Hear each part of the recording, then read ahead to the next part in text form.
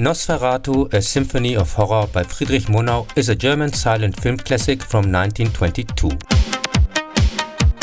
It is considered one of the first representatives of the horror film, exerted a great influence on the genre with its visual design, especially the eerie play with the shadows, and is the first surviving, albeit unauthorized, adaptation of Bram Stoker's Dracula from 1897. See also the same-named retrospective. However, all the names have been changed. Count Dracula, played by Max Schreck, is called Count Orlok. It is set in Germany and not in England, and the plot, performed in 5 acts, is only singular in the first half. Some important characters from the original are missing, like the group that hunts Dracula down and kills him finally, and therefore the movie has a completely different ending. Nevertheless, the author's widow had all copies destroyed in court in the year of release. Some versions, like those already sold in other countries, have survived.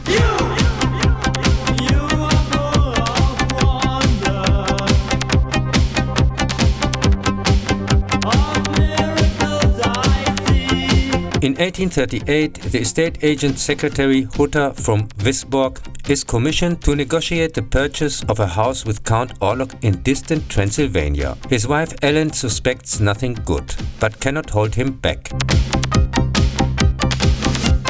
It is only during the night that Hutter meets the strange lord of the castle, and he signs the contract, but behaves extremely conspicuously at the sight of a picture of Ellen.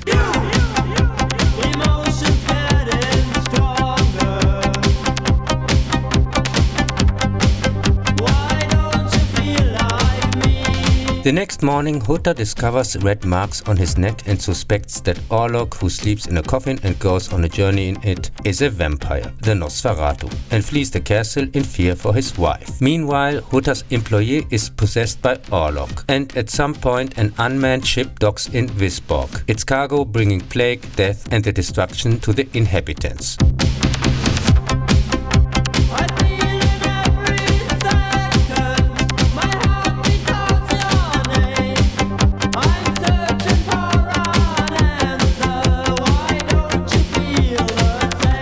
Ellen recognizes this challenge, and in order to stop the ominous fate, she sacrifices herself to the vampire, which seems to forget the time and goes up in smoke at the first rays of the new morning sun.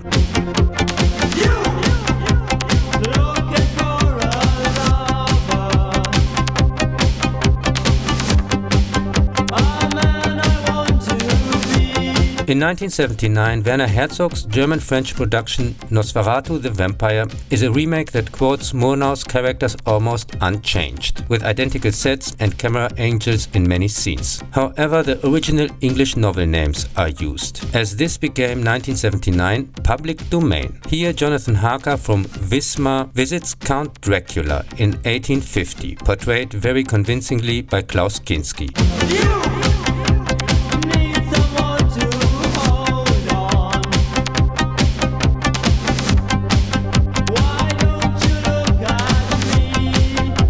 Harker's fiancée, Mina, in the novel is confusingly called Lucy, in the novel Mina's friend, and one of Dracula's early victims in London, in the movie with reversed roles. Another major difference is the extended pessimistic ending. Dracula only collapses here when the first ray of sunlight hits him and is finally killed with a wooden stake through the heart by Van Helsing.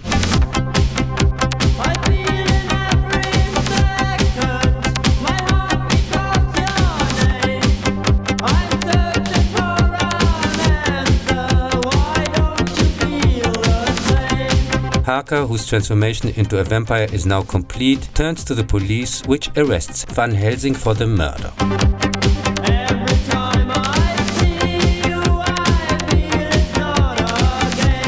The extremely interesting take, which also exists alongside the German version in an English one, for which the scenes were specially shot, rightly received mostly positive feedback and was a commercial success.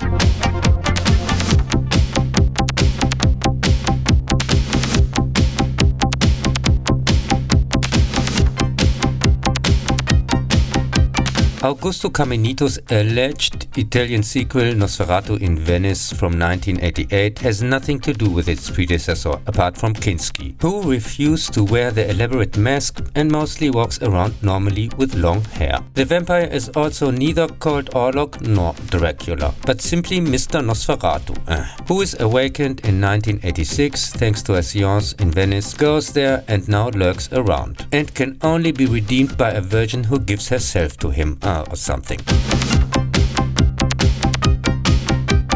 In Nosferatu, Kinski's Boogaloo, also known as Vampire in Venice and Prince of the Night, Van Helsing replacement Christopher Plummer plays the Explanator 5000, who tries his best to remain serious during the outrageous nonsense and constantly drops the most hair-raising explanations and alleged vampire rules. But in the end, like Donald Pleasance and the viewer, just looks resigned and has no idea what is going on. The confused, unbelievably boring flop was probably not only a disaster at the box office, but also during filming, in which the director gave up after 6 weeks of chaotic Kinski shooting and packed his bags, much like Christopher Plummer's character in the so-called movie. According to the director, only with about 3/4 of the planned scenes in the can, fudged them together as best as he could and threw them on the market.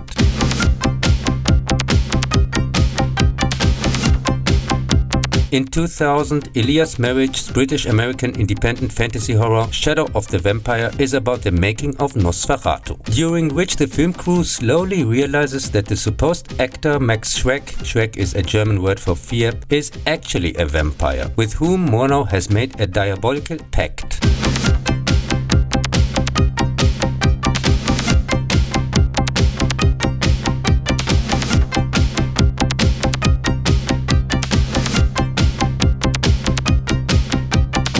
The relatively unknown, absolutely worth seeing, excellently cast film gem, outstanding William Dafoe as vampire, won several awards and made, with an $8 million budget, only 11 million worldwide back. A real insider tip.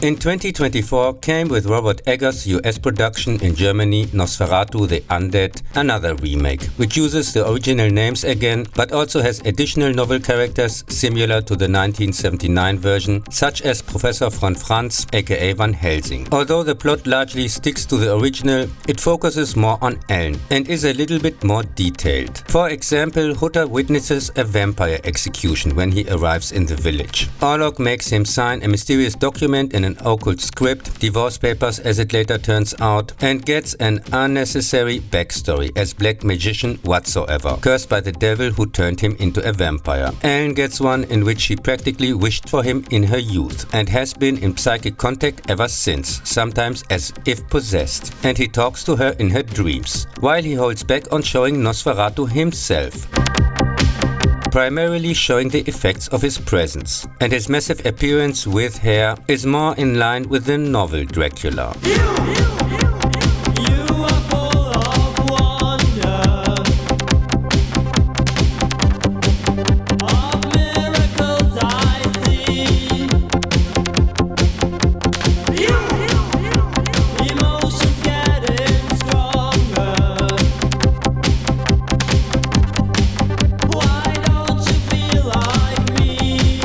The visually impressive, passable cast gothic horror is considerably more brutal than its predecessors and has some sex scenes, such as in the final where Ellen distracts Orlok with it until sunrise. Rightly received mostly positive reviews, not from me, I clearly prefer the original and Bram Stoker's Dracula, and made with a $50 million budget in its second weekend just in the US over 70 million back.